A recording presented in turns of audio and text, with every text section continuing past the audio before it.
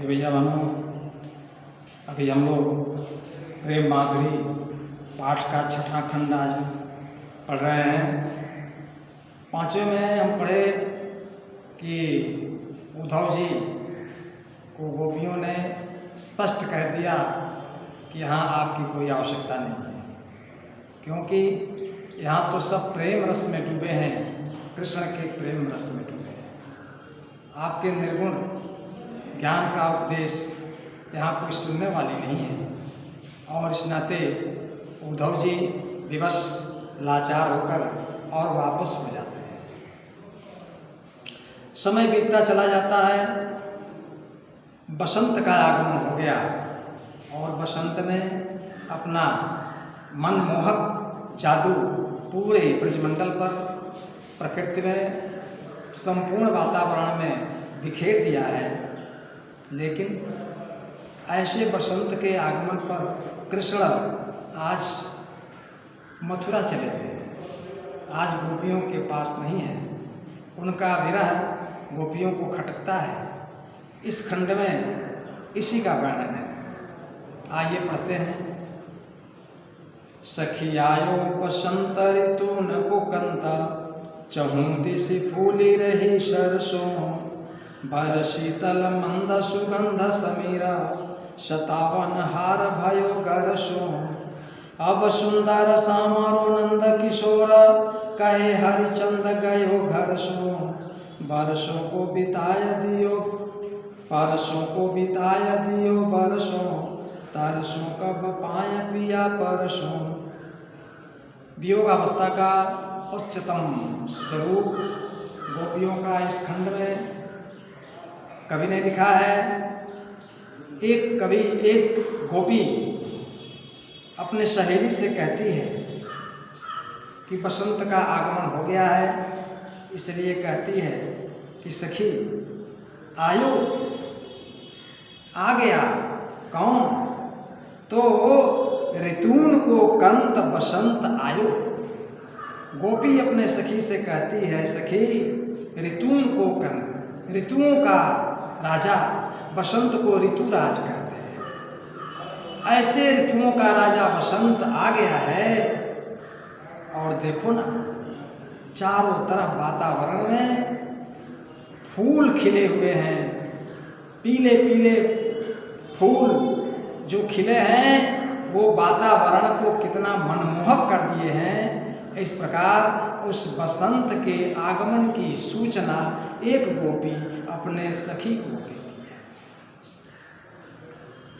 बसंत के समय में वातावरण मनमोहक हो जाता है, तो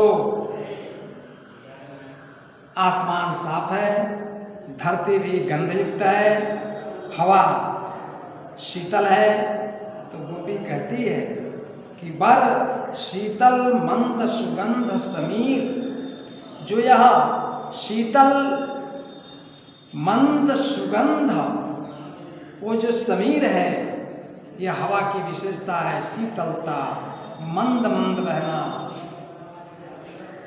और सुरभि को लेकर चलना, ये बसंत ऋतु की हवा में सुरभि है, सुगंध है, मंद हवा है, शीतल हवा है। ये त्रिविध गुण से युक्त हवा, शीतल मंद सुगंध। ऐसे शीतल मंद सुगंध जो समीर है, वो हवा चल रही है। जो 57 हार भयो गरसों, और गले में जो हार है, गले में जो हार है वो 57, वो सताने वाली हो गई है, क्योंकि वियोगावस्था में वही आभूषण संजोगावस्था में जो आनंद देने वाले होते हैं, वही वियोगावस्था में कष्ट देने वाले होते हैं।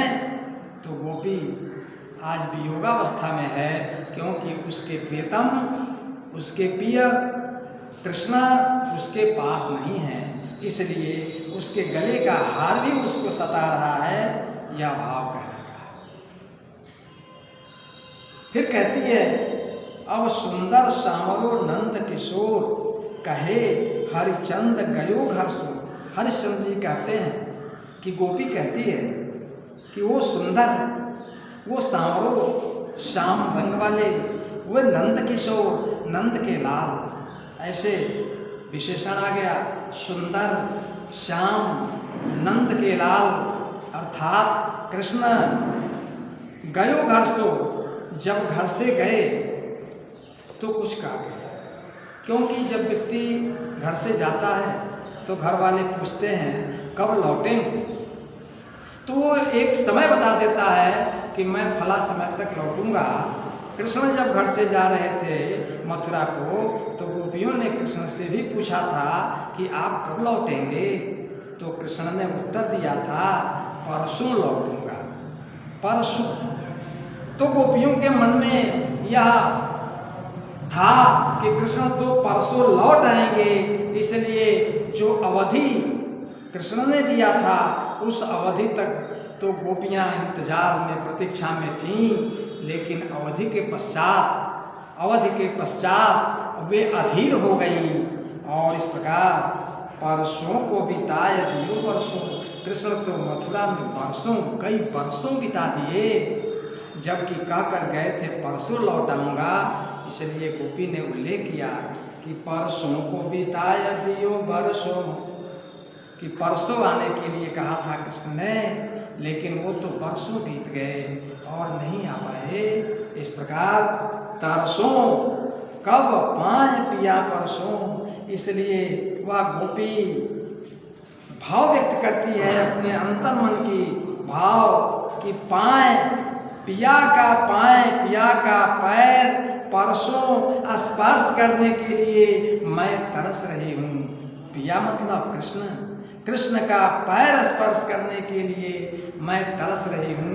यह भाव उस गोपी के मन का है। इस प्रकार एक वियोग का भाव इस खंड में कवि ने कृष्ण के प्रति गोपी का वियोग दिखाया गया है। फिर भाषा इसकी ब्रजभाषा है, शैली वर्णनात्मक और मुक्तक है, माधुर्य गुण का प्रयोग किया कवि ने, रस वियोग श्रृंगार है, सवैया छंद, अलंकार, अनुप्रास और यमक अलंकार है। इस प्रकार इस खंड में हमारे भैया बहन ये अभ्यास कार्य कुछ अंकित हैं, उसको आप अपनी कॉपी पर नोट करेंगे। आज की वीडियो में बस इतना है।